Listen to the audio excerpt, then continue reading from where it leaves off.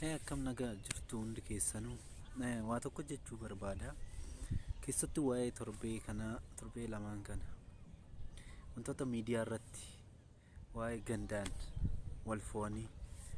jechoota hin taane walitti deebisaa jirtan hundi keessanuu warreen kana irratti hirmaatan hundi keessanuu qoshaashota isin qoshaashota dhaloota gabrummaadhaaf qophaa'echaa isin anna ajaa'ibu tokko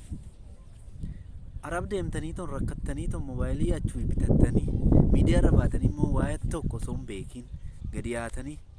abaluu akkana dura hojii kee achii hojjedhu jasboota wanti hundi keessanuu ka biyya keessa jirtus qoshaashota warreen kana irratti hirmaattan hundi keessanuu qaamni asirratti hirmaattan hundi keessanuu qoshaashadha namtu waa'ee kana kaasuu jecha dhaloota gabrummaaf qophaa'e tish